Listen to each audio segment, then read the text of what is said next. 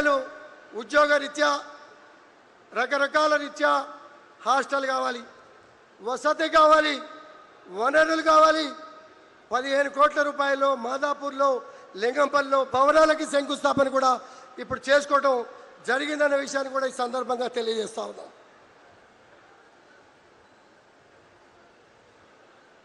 అలాగే మీ అందరికీ కూడా తెలుసు, ఖానామేట్ 7.5 ఎకరాల్లో 161 కోట్ల రూపాయలతో కమిషనర్ గారి ఆఫీస్, దానిలో ఇక్కడ గెలవబోయే కార్పొరేటర్లకి కౌన్సిల్ హాలుతో సహా అన్ని వనరులు, అన్ని వసతులు, అన్ని హంగులతో ఇక్కడ కమిషనరేట్ కావాలి. ముఖ్యమంత్రి గారు ఏం ఆలోచన చేశారు? ఇంతవరకు 50 ఏళ్లలో ఎవరు ఆలోచన చేయలే. ప్రజలకు దగ్గరగా పాలన ఉండాలి. 3 కమిషనరేట్లు, 3 పోలీస్ కమిషనరేట్లు, మరి గొప్ప కమిషనర్లు ఇచ్చారు నాకు. మున్సిపల్గా పోలీస్ పరంగా కూడా 99 రోజుల ప్రజాపాలన కార్యక్రమం పెట్టారు. ప్రజా పద్ధతిలో అధికారులు డోర్ టు డోర్ సర్వే చేయండి, గల్లీ టు గల్లీ సర్వే చేయండి, బస్తీ టు బస్తీ సర్వే చేయండి. పోలీసు సిబ్బంది కానీ, మున్సిపల్ సిబ్బంది కానీ, ప్రజాప్రతినిధి కానీ ప్రతి విషయము తెలిసి ఉండాలి. తెలిస్తే ఎప్పటికప్పుడు నిర్ణయాలు తీసుకొని ప్రజలకి గొప్ప పాలన అందజేద్దామనే ఏకైక ఉద్దేశంలో ఈ కార్యక్రమం చేసిన విషయాన్ని అందరూ కూడా గర్వించాలా, స్వాగతించాలా, అభినందించాలనే విషయాన్ని కూడా ఈ సందర్భంగా మీకు అందరికీ కూడా తెలియజేస్తా ఉన్నా.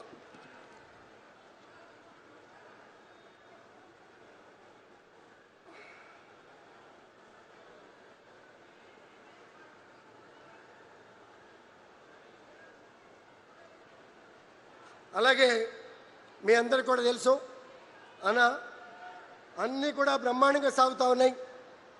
ఇంకా కొంతమంది అధికారులు రావాల్సి ఉంది. బ్రహ్మాండంగా రోడ్డు వైన్లు తాగుతూ ఉన్నాయి, చెరువులు బ్రహ్మాండంగా చేస్తూ ఉన్నారు, నాలాలు బ్రహ్మాండంగా చేస్తూ ఉన్నారు. పూర్తి సహాయ సహకారాలు ప్రజలు అందిస్తూ ఉన్నారు. చిన్న చిన్న అలైన్మెంట్స్ గ్యాప్స్తో ఎక్కువ ఆస్తులు కోల్పోకుండా చిన్న చిన్నటువంటి అలైన్మెంట్స్ డిఫరెన్స్తో ప్రజల సహకారంతో పూర్తిగా ట్రాఫిక్ క్లియర్ అయ్యే విధంగా కూడా కార్యక్రమాలు చేస్తున్నారు. కానీ చిన్న చిన్న సమస్యలు ఉన్నాయి. మరి ఒక 2-3 రోడ్లు మాత్రమే. ఉషాముళ్ళపూడి రోడ్డు ఒకటి పెండింగ్లో ఉంది, లాంగ్ పెండింగ్. 10 సంవత్సరాలుగా అసెంబ్లీలో అడుగుతా ఉన్నా, 10-15 సంవత్సరాలుగా. అలాగే గంగారం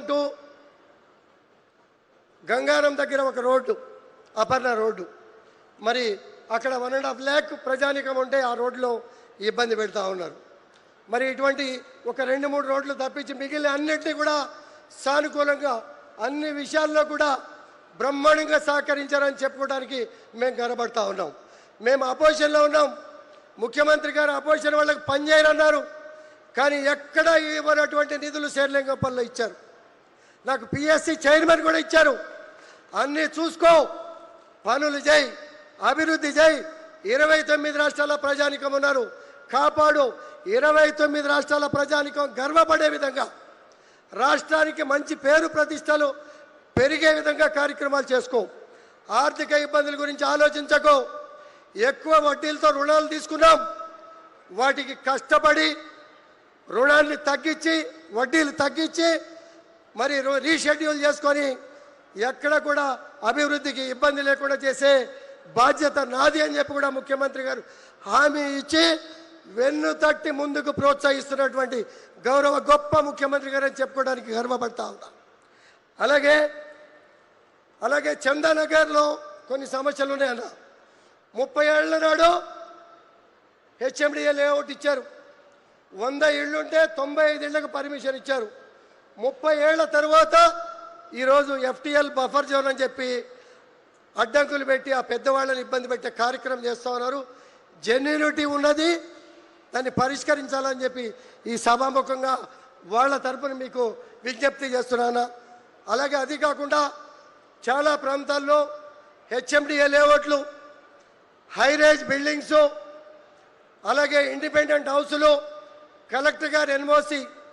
హుడా లేఅవుట్లు ఇచ్చి బిల్డింగ్ పర్మిషన్లు కూడా ఇచ్చి 22లో పెట్టి పెద్దవాళ్ళు పిల్లలకి కట్నంగా ఇచ్చిన వాళ్ళు ఉన్నారు, అమ్ముకున్న వాళ్ళు ఉన్నారు. ఇటువంటి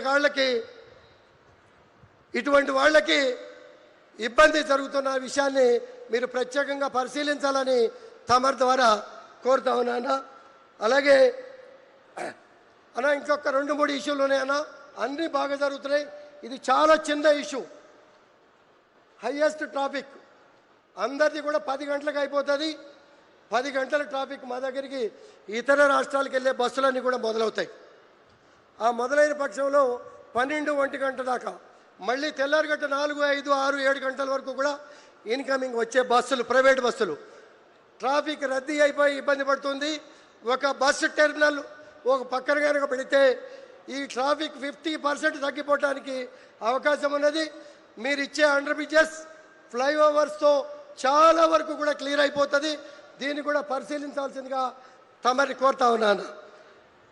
అలాగే ఫుట్ ఓవర్ బ్రిడ్జిలను ఈ ఫ్లైఓవర్ మూలంగా 2 ఫుట్ ఓవర్ బ్రిడ్జిలు తీసేస్తూ ఉన్నాం.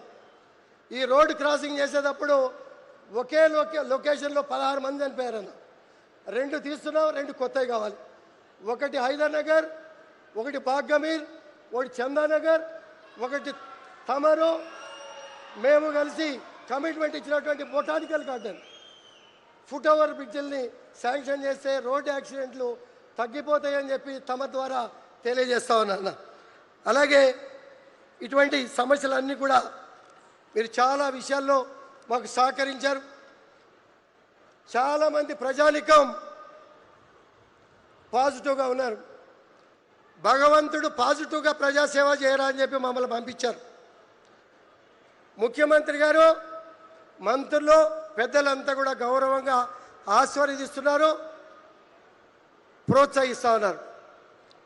పార్టీల పరంగా వ్యతిరేకత, ఇంటింటికి తిరిగి మనకి కప్పినటువంటి షాళ్ళు తీసుకెళ్ళి షాళ్ళు కప్పి ఒక 100 రూపాయలు 150 రూపాయలు వాచీలు ఇచ్చి ముఖ్యమంత్రి గారి మీటింగులకు వెళ్ళకండి.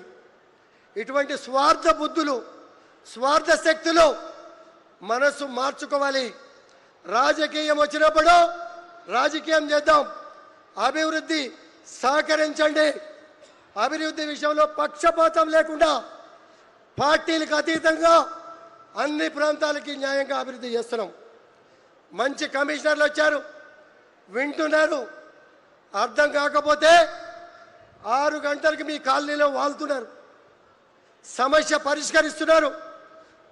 ముఖ్యమంత్రి గారు ప్రత్యేక నిధులు ఇస్తున్నారు. మీకు ఎక్కడ కూడా ఇబ్బంది రాదు.